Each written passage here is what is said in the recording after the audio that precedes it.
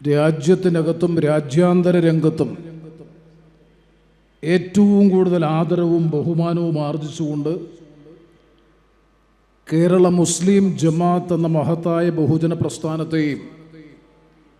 അതിനാകെ നേതൃത്വം കൊടുക്കുന്ന സമസ്ത കേരള ജംഇയ്യത്ത് ഉലമയുടെയും സാരഥ്യം വഹിച്ച് മുന്നോട്ട് പോകുന്ന ഇന്ത്യൻ ഗ്രാൻഡ് മുഫ്തി ശൈഖുന കാന്തപുരം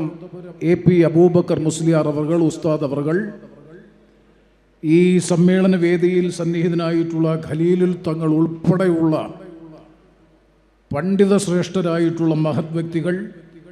ജനനേതാക്കൾ, ജനപ്രതിനിധികൾ, യാത്രികരായിട്ടുള്ള യാത്രാംഗങ്ങളെ, പ്രിയമുള്ള സഹോദരങ്ങളെ, സുഹൃത്തുക്കളെ,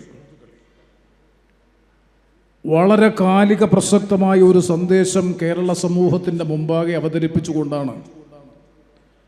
ബഹുമാനപ്പെട്ട കാന്തപുരം AP ഉസ്താദ് അവറുകളുടെ നേതൃത്വത്തിൽ, ശൈഖുന കാന്തപുരം ഉസ്താദ് അവറുകളുടെ നേതൃത്വത്തിൽ 2026 എന്ന പുതുവർഷം പിറന്നു വീണപ്പോൾ കേരളത്തിൻ്റെ ഒരു ഭാഗത്തു നിന്ന് അനന്തപുരിയിലേക്ക്, കേരളത്തിൻ്റെ തലസ്ഥാന നഗരിയിലേക്കുള്ള ഈ യാത്ര, ചരിത്രമുറങ്ങുന്ന പീരങ്കി മൈതാനിയിലെ സ്വീകരണം ഏറ്റുവാങ്ങിക്കൊണ്ട് നാളെ തിരുവനന്തപുരത്ത് സമാപിക്കുന്നത്. തികഞ്ഞ അഭിമാനബോധത്തോടുകൂടിയാണ് ഈ ജാഥയെ ഞങ്ങൾ ജനപ്രതിനിധികൾ, ജനനേതാക്കൾ ഈ കൊല്ലം പട്ടണത്തിലേക്ക് വരവേൽക്കുന്നത്. ഇവിടെ സ്വാഗതം ആശംസിച്ചുകൊണ്ട് സംസാരിച്ച ബഹുമാനപ്പെട്ട മുഹമ്മദ് കുഞ്ഞ് സഖാഫി അവർകൾ, അദ്ദേഹം സംസാരിച്ചപ്പോൾ സൂചിപ്പിച്ചതുപോലെ 1999 മനുഷ്യ മനസ്സുകളെ കോർത്തിണക്കാനെന്ന മഹത്തായ സന്ദേശം ഉയർത്തിപ്പിടിച്ചുകൊണ്ട് ബഹുമാനപ്പെട്ട ഉസ്താദ് അവരുടെ നേതൃത്വത്തിൽ നടന്ന കേരള യാത്രയും 2012 മാനവികതയുടെ സന്ദേശം അല്ലെങ്കിൽ മാനവികതയുടെ ദർശനം സമൂഹത്തിന് മുമ്പാകെ അവതരിപ്പിച്ചുകൊണ്ട് നടത്തിയ യാത്രയും, അതിനുശേഷം 2026 മനുഷ്യർക്കൊപ്പം എന്ന മഹത്തായ കാലിക പ്രസക്തമായിട്ടുള്ള സന്ദേശം ജനങ്ങളുടെ മുമ്പാകെ സമർപ്പിച്ചുകൊണ്ടുള്ള ഈ യാത്രയും ജാതി മത സാമുദായിക ഭേദങ്ങൾക്കപ്പുറത്ത് കേരളത്തിൻ്റെ പൊതുസമൂഹം ആദരവോടുകൂടി സ്വീകരിച്ച 3 പ്രമേയങ്ങളായിരുന്നു എന്നുള്ളത് ഈ അവസരത്തിൽ അഭിമാനബോധത്തോടു കൂടി അനുസ്മരിക്കാൻ ഞാൻ ആഗ്രഹിക്കുകയാണ്. 1999 2012 നടന്ന കേരള യാത്രയുടെ നിരവധി സമ്മേളനങ്ങളിൽ ബഹുമാനപ്പെട്ട ഉസ്താദിനോടൊപ്പം സംബന്ധിക്കാനും സംസാരിക്കാനും അവസരമുണ്ടായ ഒരു പൊതുപ്രവർത്തകൻ, ജനപ്രതിനിധി എന്ന നിലയിൽ ആ 2 ഘട്ടങ്ങളിലും സംഘർഷഭരിതമായ സാമൂഹ്യ പശ്ചാത്തലത്തിലാണ് ബഹുമാനപ്പെട്ട ഉസ്താദ് ഈ പ്രസക്തമായ പ്രമേയവുമായി കേരളത്തിൽ യാത്രയ്ക്കായി ഇറങ്ങിത്തിരിച്ചിട്ടുള്ളത്. ഇന്നത്തെ ഈ കാലഘട്ടത്തിൻ്റെ അവസ്ഥയുടെ അന്തരം മനസ്സിലാക്കി, ആഴം മനസ്സിലാക്കിക്കൊണ്ടാണ് മനുഷ്യർക്കൊപ്പം എന്ന സന്ദേശം ഉയർത്തിക്കൊണ്ട് ബഹുമാനപ്പെട്ട ഉസ്താദിൻ്റെ നേതൃത്വത്തിലുള്ള ജാഥ ഇന്ന് കൊല്ലത്ത് എത്തിച്ചേർന്നിട്ടുള്ളത്. വളരെ വ്യതിരിക്തമായിട്ടുള്ള പ്രമേയമാണ് മനുഷ്യർക്കൊപ്പം. മാനവികതയുടെ പരിപ്രേക്ഷ്യം തന്നെയാണ് മനുഷ്യർക്കൊപ്പം എന്നുള്ളത്. അപ്പം മനുഷ്യനായി ജീവിക്കാൻ കഴിയാത്ത ഒരു കാലഘട്ടത്തിൽ മാനവികതയുടെയും മനുഷ്യത്വത്തിൻ്റെയും സർവ്വമൂല്യങ്ങളെയും ചവിട്ടിമെതിച്ചുകൊണ്ട് പ്രാകൃതമായ സംസ്കൃതിയിലേക്ക് നാട് നടന്നു നീങ്ങുന്ന ഒരു കാലഘട്ടത്തിൽ മനുഷ്യനെ മനുഷ്യനായി രൂപാന്തരപ്പെടുത്താനും നിലനിർത്താനും ആ മനുഷ്യരെ ചേർത്ത് നിർത്തിക്കൊണ്ട് ജാതിമത സാമുദായിക ഭേദങ്ങൾക്ക് അപ്പുറത്ത് മനുഷ്യനെ കാണാൻ സ്നേഹത്തോടെ, ആർദ്രതയോടെ, കാരുണ്യത്തോടെ, വാത്സല്യത്തോടെ അവരെ ചേർത്ത് നിർത്തിക്കൊണ്ട് മുന്നോട്ട് പോകാനും കഴിയുന്ന ഒരു സാമൂഹ്യ അന്തരീക്ഷം അല്ലെങ്കിൽ ഒരു സാംസ്കാരിക അന്തരീക്ഷം ഈ നാട്ടിൽ രൂപപ്പെടണമെന്നുള്ള മഹത്തായ ലക്ഷ്യത്തെ മുൻനിർത്തിക്കൊണ്ടുള്ള ഈ കേരള യാത്രയിൽ ഞാൻ 1-2 കാര്യങ്ങൾ സൂചിപ്പിച്ചുകൊണ്ട് അവസാനിപ്പിക്കാം. ഈ കേരള യാത്രയുമായി ബന്ധപ്പെട്ട് പ്രസിദ്ധീകരിച്ചിട്ടുള്ള ലഘുലേഖയുടെ അവസാന പേജിൽ സൂചിപ്പിച്ചിട്ടുള്ളത് മനുഷ്യരോടൊപ്പം എന്നതിന് ഇങ്ങനെയും ഒരർത്ഥമുണ്ട്. ആ അർത്ഥം ഇതാണ്: ആധുനികത സൃഷ്ടിക്കുന്ന ഒറ്റപ്പെടൽ, മനുഷ്യന്റെ സംഘർഷങ്ങൾ, അന്യവൽക്കരണം, അർദ്ധരാഹിത്യം, ആധുനിക ജീവിതത്തിൻ്റെ ആശങ്കകൾ, മാനസികാരോഗ്യ പ്രതിസന്ധികൾ, മനുഷ്യരനുഭവിക്കുന്ന ആന്തരികവും ബാഹ്യവുമായ ഭീഷണികളെ ഇസ്ലാമിക സങ്കല്പങ്ങളിലൂടെ സുഖപ്പെടുത്തുന്നു. ആത്മീയമായ ഗൈഡൻസ് അല്ലെങ്കിൽ മാർഗനിർദ്ദേശങ്ങൾ, തത്വചിന്താപരമായിട്ടുള്ള തെളിച്ചം, ധാർമ്മികമായ വെളിച്ചം എന്നിവ നൽകി മനുഷ്യനെന്ന ആധുനിക കർത്തൃത്വത്തെ സുരക്ഷിതമാക്കുന്നു. അപ്പോൾ മനുഷ്യൻ എന്ന സങ്കല്പത്തെക്കുറിച്ചുള്ള കൃത്യമായ വീക്ഷണമാണ് കേരള യാത്രയിൽ മുന്നോട്ട് വെക്കുന്നത്. ആ മനുഷ്യർ എന്ന് പറയുന്നത് ഈ ലഘുലേഖയിൽ സൂചിപ്പിച്ചിട്ടുള്ള മതനിരപേക്ഷമായിട്ടുള്ള ഒരു സൗഹൃദം, മതപരമായ വിശ്വാസവും വിശ്വാസത്തെ പിൻപറ്റിയിട്ടുള്ള ആചാരാനുഷ്ഠാനങ്ങൾ, 5 നേരം നിസ്കരിക്കുന്നത് ഉൾപ്പെടെ ഏകദൈവത്തിലുള്ള അചഞ്ചലമായ വിശ്വാസം മുറുകെ പിടിക്കുമ്പോഴും ആ വിശ്വാസത്തിന്റെ അവസാന പ്രചാരകനായ പ്രവാചകനായ മുഹമ്മദ് നബി തിരുമേനി എന്ന സത്യത്തെ സാക്ഷ്യപ്പെടുത്തുകയും ചെയ്യുമ്പോഴും വർഷത്തിൽ 1 മാസക്കാലം പകൽ സമയങ്ങളിൽ ഭക്ഷണപാനീയങ്ങൾ ഉപേക്ഷിച്ചുകൊണ്ട് നൊയമ്പനുഷ്ഠിക്കുമ്പോഴും അതുപോലെ സഖാത്ത് എന്ന് പറയുന്ന സൽക്കർമ്മം നിർവഹിക്കുമ്പോഴും പരിശുദ്ധമായ ഹജ്ജ് കർമ്മം നിർവഹിച്ചുകൊണ്ട് വിശുദ്ധ ഇസ്ലാമിന്റെ ചര്യകളെ കൃത്യതയോടുകൂടി പിൻപറ്റിക്കൊണ്ട് മതാചാരാനുഷ്ഠാന പ്രകാരം ജീവിക്കുമ്പോഴും മതനിരപേക്ഷമായ സൗഹൃദം സമൂഹത്തിൽ കാത്തുസൂക്ഷിക്കുക എന്നുള്ളത് സമസ്ത കേരള ജംഇയ്യത്തുൽ ഉലമ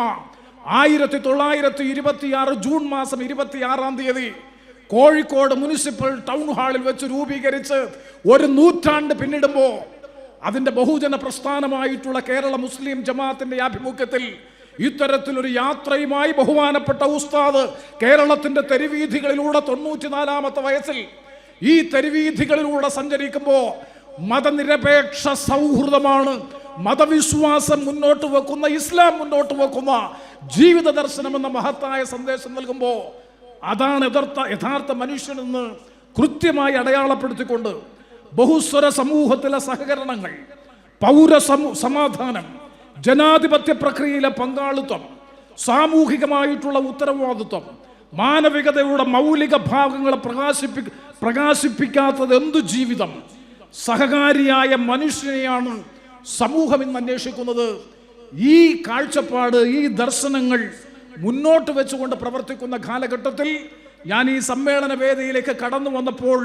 ബഹുമാനപ്പെട്ട ഒരു യുവ സുഹൃത്ത് സംസാരിക്കുന്നത് ശ്രദ്ധിച്ചു. ആർട്ടിഫിഷ്യൽ ഇന്റലിജൻസ് ഉൾപ്പെടെയുള്ള ആധുനിക ശാസ്ത്ര സാങ്കേതിക രംഗത്തുണ്ടായിക്കൊണ്ടിരിക്കുന്ന സ്ഫോടനാത്മകമായ വികാസങ്ങൾ മാനവികതയും കുടുംബജീവിതത്തെയും സാമൂഹ്യ ജീവിതത്തെയും